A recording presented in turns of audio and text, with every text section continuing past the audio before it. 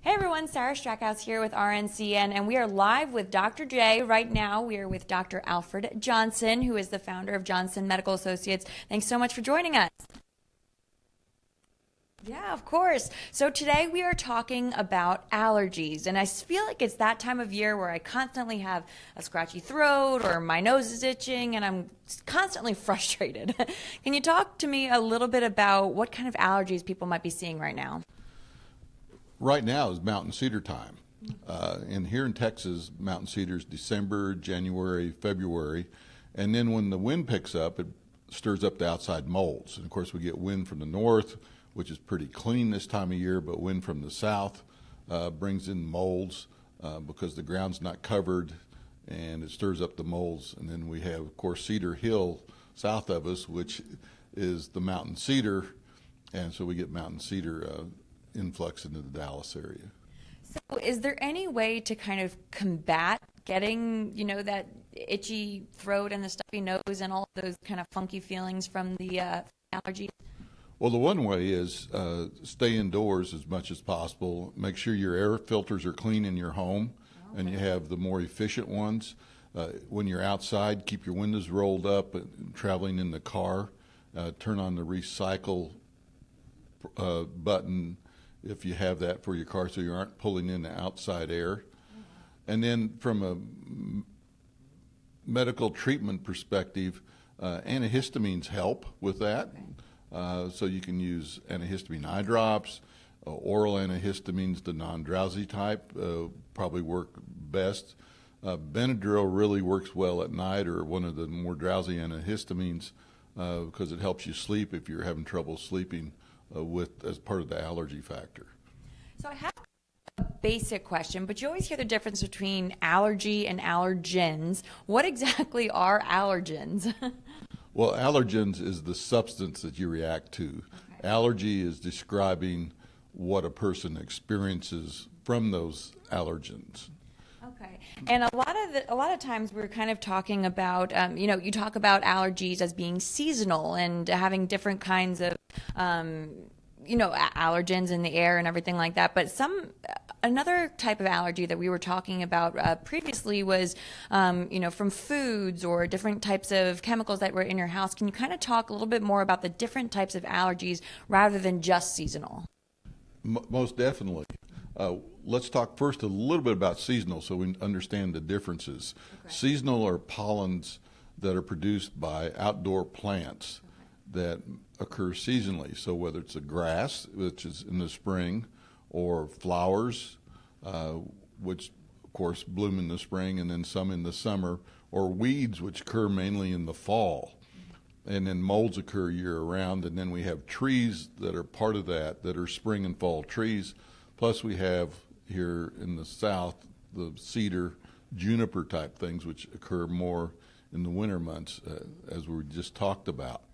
The other allergens are indoor things like dust mites.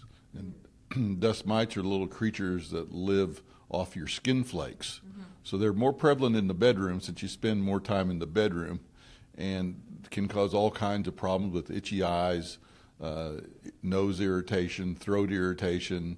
Some people even get asthma from it. So how do you combat that? Is that just, being clean, and taking some sort of cleaning device to whatever you have to the ground, or is there something else that you can do to kind of combat those dust mites? Well, the best thing to do is wash your sheets frequently. And if you really have severe dust mites, then change your pillowcases out on a daily basis. They have dust mite covers so that it doesn't get into your mattress or your pillows. Sweeping, if you have carpet in your bedroom with a HEPA filter type vacuum cleaner, is very important. And if you can have a hard surface floor, really helps. Because the skin flakes get into the carpet, it's hard to get them out, the dust mites like those, and so they just grow in greater amounts. And I think I know the answer to this, but you can't see dust mites to the naked eye, right? Right. Okay. But they're nasty little creatures when you look at them through the microscope. And so I kind of cut you off there. So we were talking about the other types of allergies with chemicals in the home or what is So what are some of the other ways that people might be seeing? Well, with chemicals in the home, it can be an irritant, or some people develop a true allergy to them. So it can be a contact, like from makeup, cleaning products, some scented products, the plug-ins, which are the scented plug-ins. They smell great. Smell great, but can be an irritant, as well as they can accelerate allergies. Oh, wow. So they actually make allergies worse because they irritate the mucous membranes and can create allergic type symptoms. One of the good examples is formaldehyde, which was in different building products in the past. They've removed a lot of it now due to regulation, but that would set up a response that would then cause you to have allergies because it created an irritation of the mucous membranes. The allergens came in contact with those irritated areas and developed more of an allergic reaction or a sensitivity. That's interesting. And then food allergies. I remember us talking last time a little bit about food allergies and thinking, oh, well, if you're drinking milk and have, a lactose intolerance, that might be the only issue you have with a milk allergy. But I remember you telling me a little bit about it has to do with the cow and maybe eating grass. Can you tell us more about kind of how everything is related in that sense? Well, the relationship is that the cow eats the grass, the grass pollen and that comes through in the milk. And so if you're really, really grass sensitive, then you have to avoid dairy products because you just can't get rid of those antigens in there. Some of the different, like grasses, are cross-reactive or the same family as grains to some extent. And so if you're wheat sensitive from a food standpoint, then you may be grass sensitive or vice versa. So you have to look at the whole picture of what you're sensitive to from a pollen dust mold standpoint and from a food standpoint. Because if you're yeast sensitive, then that cross-reacts sometimes with the mold. Or if you're mold sensitive, then you have to watch the yeast and the yeast products, which is like brewer's yeast or baker's yeast, which are in either the fermented type beverages or also in the cooking, or also in the cooking world with pies, cakes, cookies, all those things that have baker's yeast in them. Well, that's one reason to stay away from pies and cookies, huh? The other one is calories. But calories, yes. It's something I would never really think of and really correlate, I guess, that I would never, that would be a reason why I would be having an allergy to something. I'm going to check here really quickly to make sure we don't questions that we had before was, why would we suddenly develop an allergy to something that they've never been allergic to before in the past? Well, it depends on what it is. Usually it has to do with extreme exposures to an item. So if you have a high pollen count and you have unusual exposure, like traveling down the road with the windows open during ragweed season, you get exposed about 10,000 times more pollen with the windows down and not having the air conditioner on. So a long exposure with someone that's set up to be sensitive or they have a higher allergic factor then can stimulate those allergies. The same way with some foods, eating foods repetitively can. Or if you're already sick and exposed to something like we're talking about with irritation of the mucous membranes, then that can predispose you to developing an allergy at that point. That's interesting. So is peanut allergy follow that kind of rule, or is it one of its own?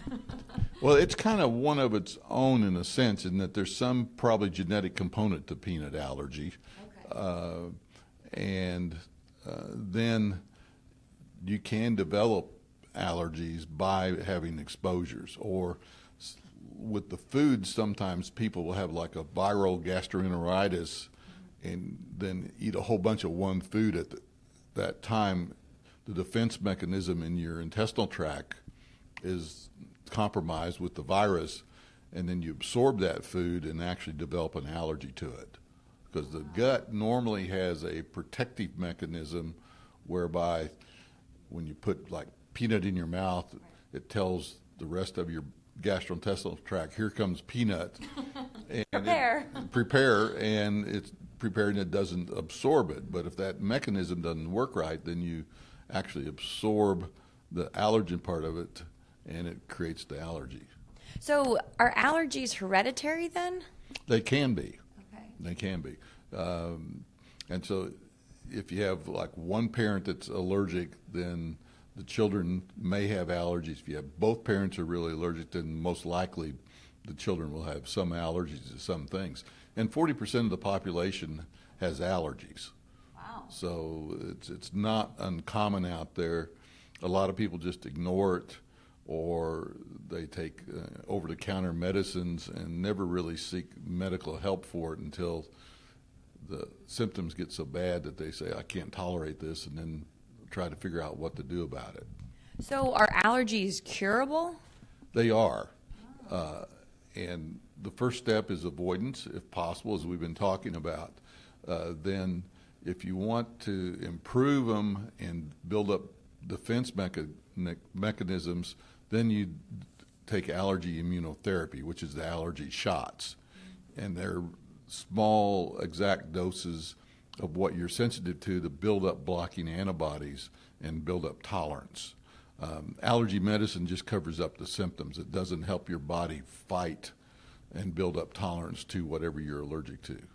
I didn't realize that. Something my dad swears by, and you'll have to tell me if this is a wives' tale or real, and I wonder if he's watching right now. So sorry, Dad, I'm calling you out here. But he swears by a spoonful of honey of wherever he is located. You know, we grew up in this rural town in New Jersey, and he takes a spoonful of honey, and he says, the local honey, and he says if it's locally grown, my allergies are always better that season. Is that something that's true? Is that like building up that, immune system or immunity to whatever those allergens? Is that true? It is. Oh, there you go, Dad. You're verified there. Well, what happens? The bees collect the pollen, and they of course make honey, and the pollen's in it. So if you get the right dose and don't overdose yourself with it, then you build up antibodies, blocking antibodies slowly with the honey. But a lot of times people take too much, and then it creates their allergies. So oh, wow, so it's careful. Yeah, you have to be careful, and the dose is important, and it will vary with individuals. I mean, he may be able to take a teaspoon, somebody else may be able to take a half a teaspoon, other people may be able to take a tablespoon, but on a repeated basis, then that will help build up tolerance. But really, in theory, probably best to see a medical professional, right? True. Yeah, and these are people that have milder sensitivities, but if you're having asthma, then you really need to seek help, or anaphylactic type reactions where you swell, get hives, itchy throat, difficulty breathing, and that's really important that you seek medical help. Absolutely. Definitely some good advice. And we have a question here, so let's see. Tommy Strackhouse. Oh, my brother is watching. There you go. He says, is there a way to get rid of allergies stemming from almond or pitted fruits? That's tough because usually it's avoidance that makes sense. There's some research out there looking at using immunotherapy, either drops or shots with foods to help decrease the reactivity. But that's still on the area of investigation, looking at it, but can be helpful in certain cases. Oh, okay. So kind of recommend just staying away from them in general mostly. Avoidance is the best thing. Now, you can't, it makes sense to get tested if you think that's what it is and see which ones are causing the problem. Pits come from different food families, and so one may not cross-react with the other one, or you may be reactive one and not the other one. So it makes sense to get tested and figure out what's going on exactly. So what is a test for? You kind of hear stories about pricking with needles or this or that. What is an allergy test, and what does it consist of? Well, an allergy test consists of a very small dose of what you're sensitive to, and so that's called an antigen. And so you have antigen testing, and there's different methods of doing that. From a skin test standpoint, they now have prick test, and then they have intradermal test. The prick test is taking a group of allergens with a pricker device, and they test you either on your back or your arm. And if there is redness and swelling related to it, then that's a positive test. An intradermal test is more sensitive, and it's taking a small amount of the same antigen and then putting it under the skin or right in the intradermal, in the layers of skin, like a TB test, where it makes a little bump, a little welt, and then you see if that grows in size. And if it grows 2 millimeters, then that's a positive skin test. So that's the most sensitive way of doing it, and gives you the best results. A lot of times you'll be mold negative on prick test, but know you have trouble with mold, and you do intradermal test of mold, and it'll come up positive. And then there are delayed reactions that can occur to both foods and to like molds and pollens, where you're exposed today and feel bad tomorrow. So those are inflammatory responses that occur. So you may be out riding in the car with the top down, do just fine today, and then tomorrow you wake up just feeling horrible, eyes swollen, headache, that type of thing. Sometimes I actually notice that with cats. I love all animals, but for some reason when I'm around cats, I'm perfectly fine, and then I either go home and it starts to flare up, or I wake up the next day and it's something like that. Is there a way I can combat that if I know I'm going to be someplace where there's a cat or anything like that? Well, one of the things is to get tested to see whether you're cat sensitive. Makes sense. Yeah. And if you are, then you can take allergy shots to help with it. If you know you're going to be around the cat, then pre-dose yourself with an antihistamine, a non-drowsy antihistamine before, and then take one afterwards. And if you're in a pollen situation, then be sure to immediately, when you get out of that situation, take a shower, get rid of the dander, and in cats it's dander that most people are sensitive to. And that way you aren't continually exposed to it. Change your clothes, because the cats get all over you. Yeah, they do. Some other question that I actually had recently was, how do you tell really the difference between an allergies, or when you're getting allergies, and a cold? I was thinking about that the other day as I was getting some allergies. I was like, I wonder if a cold is coming on, but it ended up being just allergy. But is there a way to tell at the beginning when you're starting to feel that first sniffle? There's some ways. You can't always, but most people know what they're allergic to. And so they can kind of tell whether they've been out in one of those situations. But the other situations, you don't.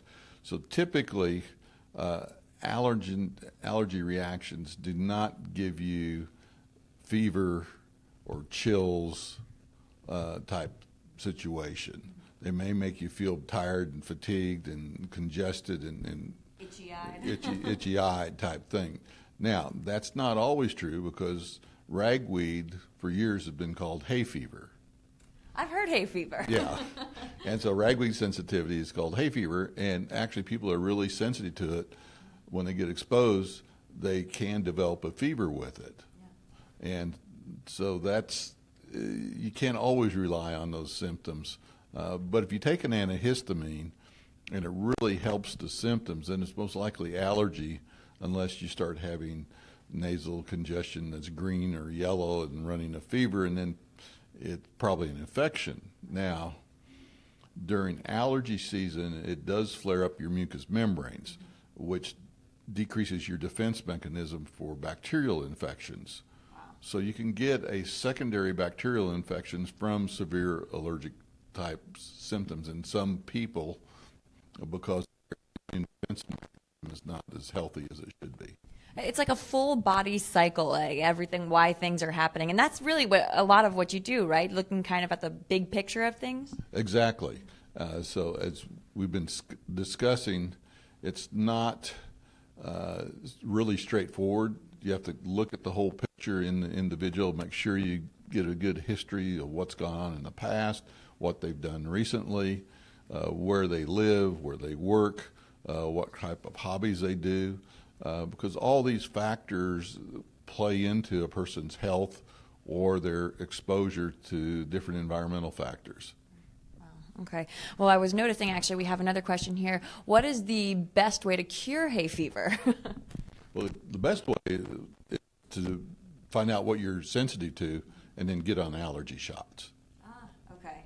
And so the allergy shots over a period of years, 3 to 5 years, really boost up your defense mechanisms, and a lot of times will take care of the allergies and you don't have a problem anymore. I'm kind of curious, what is is hay fever or ragweed, is it a pretty common allergy, or what are your most common allergies? Well, ragweed is fairly common, and it's a fall allergy. It starts in August and then goes through frost, and a lot of people are sensitive to ragweed. Ragweed's in the south and the east, west of the Continental Divide. There is some ragweed, but it's a different ragweed. And so there's western ragweed and eastern ragweed, and so that varies with the exposure where you live type situation. But it is very common. Here in Texas, mountain cedar is real common because we have quite a bit of cedar trees, quite a few cedar trees, and they produce pollen. People are exposed to it. Because we don't have too much frost, and winds, then mold is very common. Just the common molds can flare people up. So the weather will change. A weather front coming through, and then the next day a person feels bad, and they can't figure out why. But it's what they blew in and mainly it's mold, unless it's during ragweed season, and then it's coming from other parts of the country too. Really all related. It is. Yeah. Well, so is there anything else that you think people would really want to know or take away from this? Any big questions you guys got? Oh, hold on one second. Sarah says, helpful. I have a family member that has been miserable, and we'll definitely tell them allergy shots could help. Are allergy shots, oh, she has a great question here. Are allergy shots okay for kids? Yes. Yeah, okay. So there's different kind of doses for kids and adults? But kids get allergy shots all the time. Oh, good. Okay. Yeah. Great. Perfect.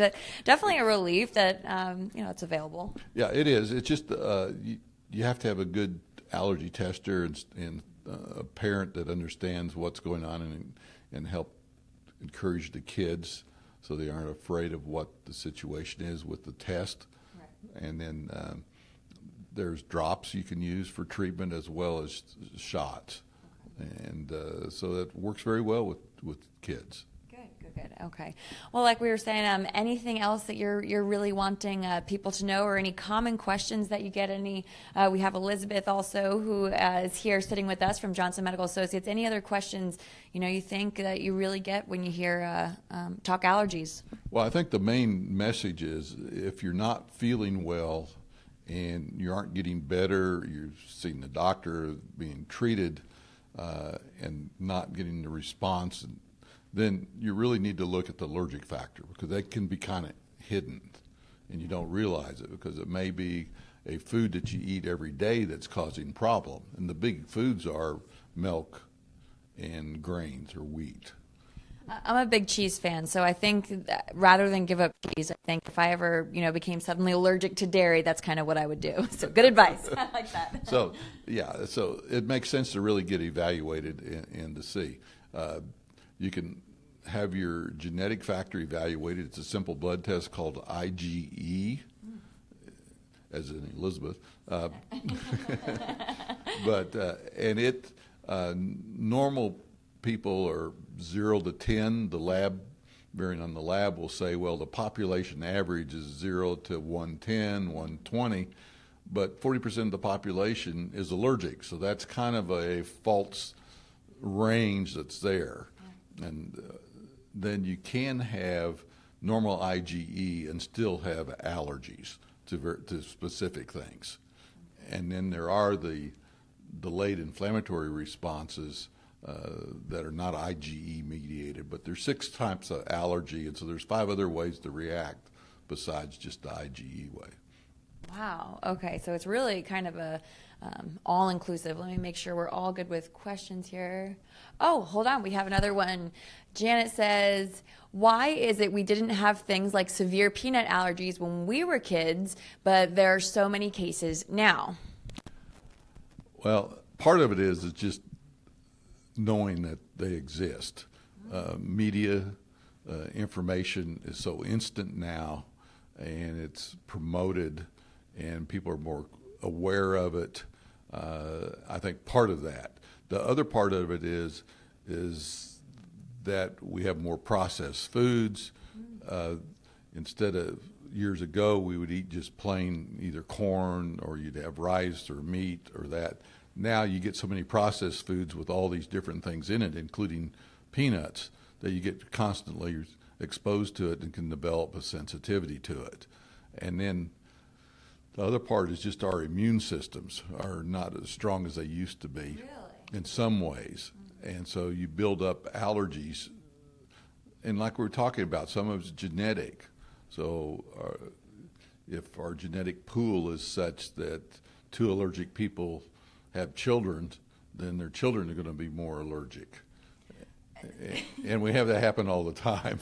So if let's say, if I'm pregnant down the road and I want my child to not have a peanut allergy, is there any way to combat that? Or is that kind of something that you'd have to, is that something you can answer right now? Well, there's different thoughts on it. Yeah. Typically, if we know mom is allergic to something, we want her as healthy as possible during pregnancy. So mom needs to be on a diet. Avoiding those allergic factors. So hopefully that doesn't set up an allergic response in the baby. Now, if mom's breastfeeding and the baby's having problems like croup or colic or that, it may be what mom is eating that's upsetting the child's stomach and causing reactions. And so in that case, we've got to find out what the child's allergic to, but you put the mother on the diet. So a lot of times it's what we talked about, either grains or dairy or sometimes it's spicy foods, because peppers are an item that can upset gastrointestinal tracts. Well, I don't really like peppers, so fine there, fine for me. Well, the best thing is screen your mate before you get married. So there you go. Okay, so don't get married unless you know exactly what they're allergic to, right? Right. Well, they're advertising. Genetics now, 23andMe. I'm not sure whether they have a matchmaker for that or not. Well, perfect. All right. It's definitely some amazing advice here, amazing information. Is there anything else you think people would want to know, Dr. Johnson? I think we've covered a lot of it. Just be aware of what's around you, of what you're exposed to. And a lot of people can figure out cause and effect relationships. And if something doesn't appear right, say you're out in public and there's a bad odor, get away from it until you find out what it is. Because I've had people become really ill with chemical exposures that they thought, well, I shouldn't be here, but they stayed for whatever reason. So don't be bashful about it. Get away from whatever appears noxious to you or offensive until you figure out what's going on. Use your gut, really. Yeah, use your gut. And it's just like smoke inhalation. You can there's all kinds of things in smoke, and it affects your lungs. And if plastics are burning, it creates toxic substances, and you can die from that. So just be cautious of what you're using. If you're using products that read the label on what it is and follow the label, just like summer will be coming here pretty quick, and we have mosquitoes, and everybody uses mosquito spray to ward off the mosquitoes and West Nile virus type problems. But pay attention to how it says it's to be used. Okay. It's typically not to be sprayed on the skin, but sprayed on your clothes. I always put it on my skin. Well, we have another question. You absorb it, and it's a toxin. Yeah, perfect. All right, let me see here. Oh, actually, okay, we just that one, but definitely good advice, and it kind of brings us to what we're going to be talking about in 2 weeks. Again, here at 1 o'clock, we're going to talk about toxicity. When it comes to mold or products in your home, basically just toxic. What might be toxic to you that you might not realize, right? Exactly, and what toxicity really means from a daily aspect or clinical aspect and how it affects and manifests in you as the individual. Some of the stuff you're using every day in your home, correct? Exactly. Yeah, home products. What are safer ones? There's many people that are sensitive to odors and fumes, and there's scent-free products that make sense to utilize in your home, as well as safer products. All right. We're talking about that in 2 weeks at 1 o'clock here on Facebook with Dr. Johnson. We're going to be talking, like we said, a little bit about toxic stuff in your home that you really need to know about. So you can always comment here. You can ask your questions here, or you can send RNCN or Johnson Medical Associates, of course, a message, and we'll fire it up and have it ready for you next week. So thanks so much for joining us. Thank you. Have a good one.